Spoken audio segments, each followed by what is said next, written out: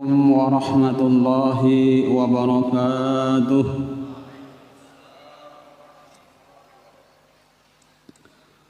Bismillahirrahmanirrahim. Innal hamdalillah nahmaduhu wa nasta'inuhu wa nastaghfiruh wa na'udzu billahi min shururi anfusina wa min sayyiati a'malina. May yahdihillahu fala mudilla lahu wa may yudlil fala hadiya lahu. أشهد أن لا إله إلا الله وحده لا شريك له وأشهد أن محمدا عبده ورسوله لا نبي بعده. اللهم صل وسلم وبارك على سيدنا محمد وعلى آله وأصحابه أجمعين. سبحانك لا علم لنا إلا ما علمتنا إنك أنت العليم الحكيم. وتب علينا إنك أنت التواب الرحيم. ولا حول ولا قوة إلا بالله العلي العظيم. رب اشرح لي صدري ويسر لي أمري واحلل عقدة من لساني يفقهوا قولي. أما بعد. Hadirin jemaah salat maghrib Masjid Al-Jihad yang dimuliakan Allah.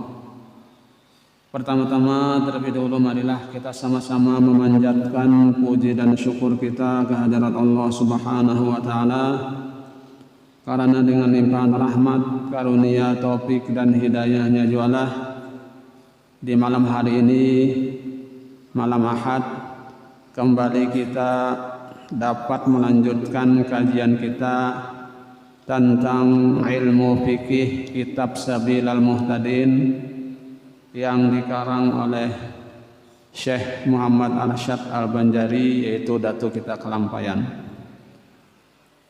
Salawat serta salam semoga pula senantiasa terlimpahkan kepada junjungan kita Nabi besar Muhammad sallallahu alaihi wasallam, pada keluarga beliau, sahabat beliau, dan orang-orang yang senantiasa mengikuti jejak langkah beliau ila yaumil qiyamah.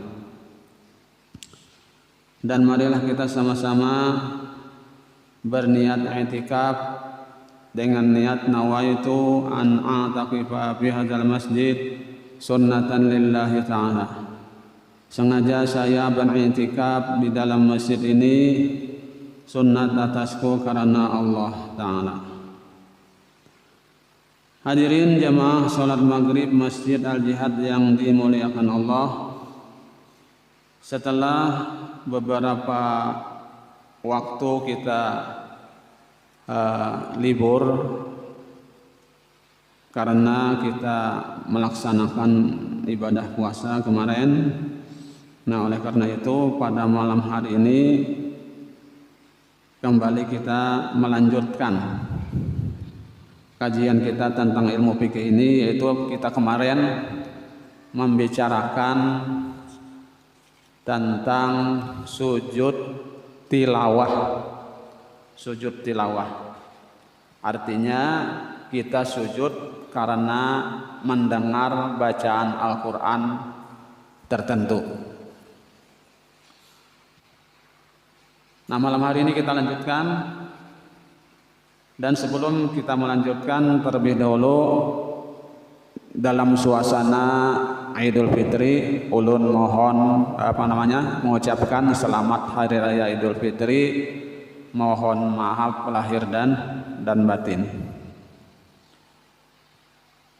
Baik, kita akan lanjutkan. Qala al-mu'allif rahimahullahu ta'ala wa nafa'ana bihi wa bi ulumihi fid dharain amin. Kita ulang sedikit. Sunnat sujud tilawah bagi imam dan bagi orang yang sholat sendirian karena mendengar bacaannya sendiri. Namun imam atau orang yang sholat sendirian tidak boleh sujud karena mendengar bacaan orang lain, baik yang membaca tadi dalam sholat atau di luar sholat. Ini misalnya kita jadi imam kah atau jadi sholat sendirian kah, lalu kita mendengar bacaan orang dihiga kita, ya kah, bacaan orang dihiga nih membaca misalnya surat As-Sajadah. Lalu di pintangan nang sujud itu, ya kah, nah itu kita kada boleh sujud, ya kah, karena mendengar bacaan orang lain. Karena kita di dalam sholat, baik sholat itu jadi imam ataupun sholat itu kita sedang sholat sendirian, mendengar bacaan orang lain, sedangkan kita parahatan sholat, kada boleh kita sujud, ya kah, kada boleh. Lain misalnya kita kada sembahyang, ya kah, mendengar bacaan orang, kita sunat sujud juga, ya kah, sunat sujud tilawah yang tadi. Atau inya sendiri membaca, ya kah, inya sunat sujud tilawah.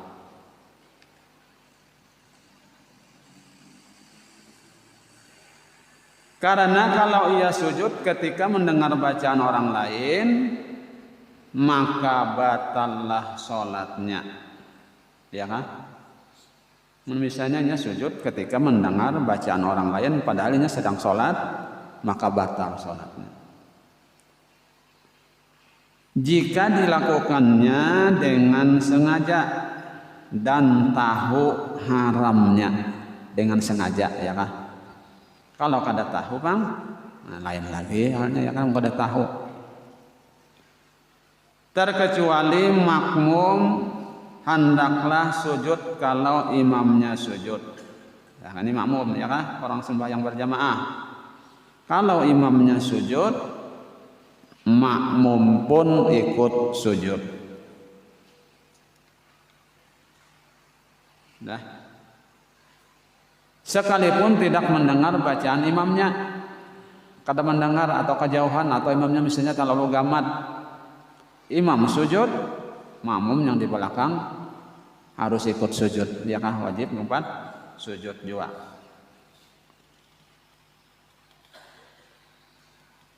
Karena kalau makmum tidak melakukan sujud, maka batallah sholatnya, ya kah. Imam sujud, sekali makmum di belakang berdiri aja, ya kah, kedompat sujud, nah batal sembahyangnya.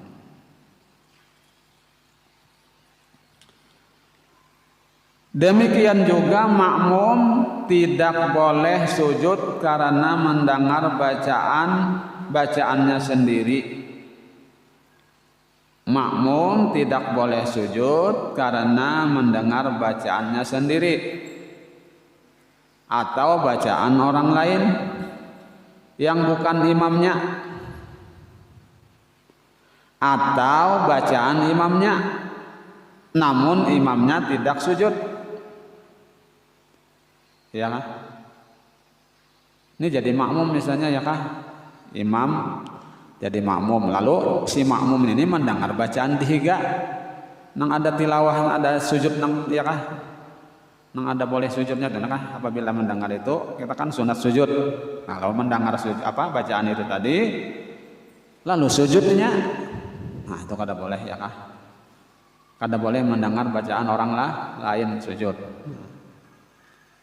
Atau bacaannya sendiri, inya membaca ayat itu, ya kah, kebetulan membaca ayat itu, padahal inya jadi makmum, lalu di pintangan yang sujud itu inya kada sujud, ya kah, kada sujud. Nah, namun ia sujud, sedangkan imam kada sujud, inya batal sembahyangnya.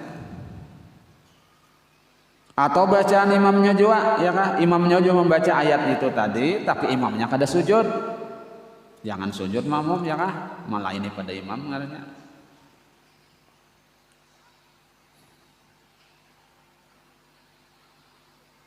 Karena kalau makmum sujud dengan sengaja dan tahu haramnya, batallah sholatnya, ya kah, batal sholatnya. Kada mengikut imam, karena imam kada sujud, ya kah, ya kah, imamnya sujud misalnya, sujud juanya, ya kah, artinya turuti gawian imam, nah ikuti gawian imam, ngaran jadi makmum apa ujar imamnya, ya kah, asalkan jangan imam tadi jangan keliru, ya kalau amun keliru jangan diumpati, amun salah jangan yang diikuti. Bapak mau ikuti orang salah? Asalnya imamnya jangan salah ya kan? Tetap kita yang makmum ini jadi apa? Wajib mengikut imam.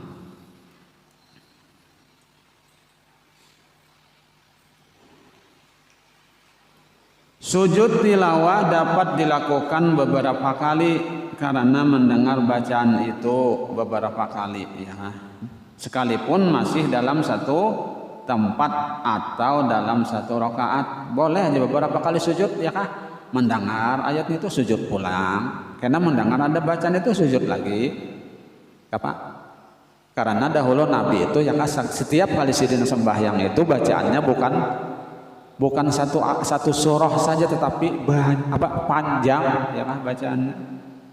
Amun kebetulan biasanya ada sujud tilawah itu sujud, diri lagi, baca pulang ada kena sujud kan sujud lagi. Ada beberapa kali sujud dalam satu rakaat itu, tapi panjang, ayatnya nggak dibaca ya kah? Panjang, misalnya surat As-Sajdah misalnya baca, kena surat napalayan pulang, baca pulang, nah panjang malah kan. Amun surat pendek, apa jangan sujud ya kah? Pendeknya suratnya.